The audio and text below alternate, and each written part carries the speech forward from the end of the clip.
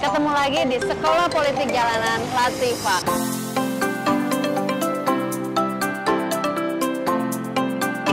Dari jalanan, jawabnya di jalanan juga. Oke.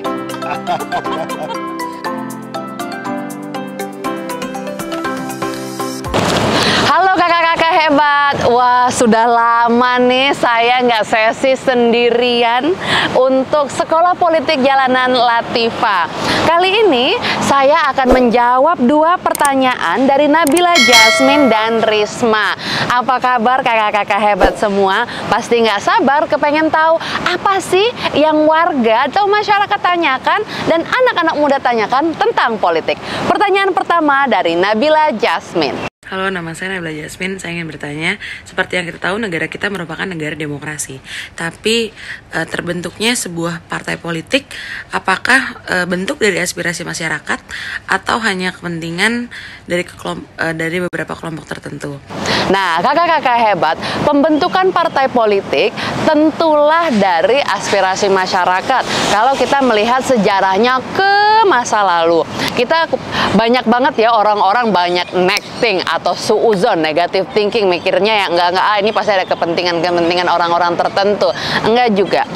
Karena aspirasi masyarakat kadang-kadang tidak bisa diakomodir oleh suatu ideologi atau pemahaman suatu partai politik tertentu, maka kumpulan masyarakat yang kurang cocok dengan partai politik ini memilih untuk membuat partai politik yang baru dan memperjuangkan apa yang mereka ingin sumbangsikan kepada negara. Jadi memang terbentuknya dari aspirasi masyarakat. Lalu yang kedua, bagaimana sistem sehingga partai politik bisa terbentuk? Terima kasih. Nah, kakak-kakak hebat, kalau ngomongin sistem, bagaimana sih partai politik bisa terbentuk?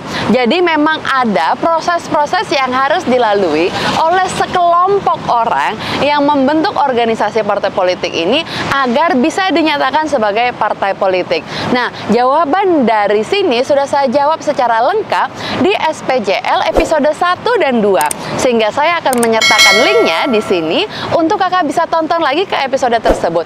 Yang jelas, secara singkat, proses ini dimulai dengan seminimalnya beberapa orang yang juga terdiri dari 30% keterwakilan perempuan. Dan ini juga harus mendeklarasikan diri hingga mendaftarkan diri ke Kementerian Hukum dan HAM. Selain itu, partai politik karena harus mengikuti pemilu, maka mereka harus mengikuti verifikasi Komisi Pemilihan Umum agar bisa masuk ke pemilu di tahun yang ditentukan. Seperti itu. Pertanyaan kedua dari kakak Risma. Halo, perkenalkan nama saya Risma, saya seorang mahasiswi. Di sini saya ingin bertanya yang pertama, apa sih dasar pemikiran dari penyusunan strategi politik yang ada di Indonesia? Nah, kakak-kakak hebat, kalau kita memikirkan apa sih dasarnya menyusun strategi, karena pasti ada tujuan yang mau diraih.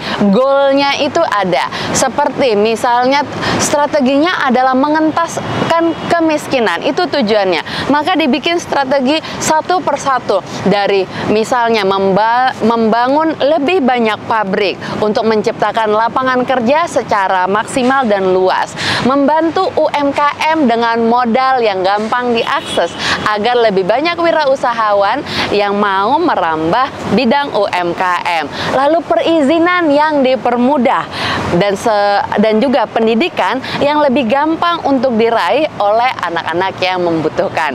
Dengan begitu, ketika faktor-faktor yang berkontribusi kepada misalnya tadi tujuannya untuk mengentaskan kemiskinan, maka strateginya dibentuk. Dan ini juga adalah jalan-jalan tindakan-tindakan politik yang didukung bersama-sama dalam strategi di dalam pemerintahan.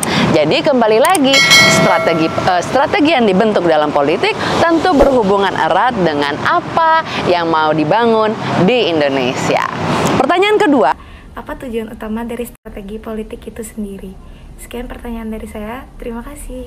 Kakak-kakak hebat, kembali lagi, strategi politik secara general, secara umum di Indonesia adalah untuk memajukan Indonesia.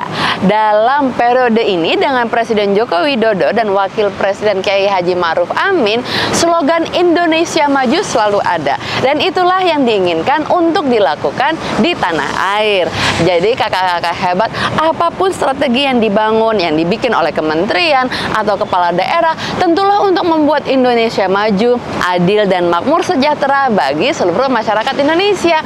Nah, kalau itu tentu saja termasuk dari agar pendidikannya itu lebih baik, maka strateginya membuat kurikulum sebagai berikut. Agar lebih banyak orang yang bekerja, mengecilkan angka pengangguran, maka dibuat pelatihan-pelatihan agar anak-anak muda lebih kreatif dan bisa memberikan sumbangsinya dalam dunia kerja. Jadi kakak-kakak hebat, gimana menurut kalian soal jawaban saya kali ini? SPJL selalu hadir setiap hari Rabu jam 7 malam di YouTube kesayangan kamu. Jadi jangan lupa di like, subscribe, dan share. Sampai jumpa di SPJL berikutnya.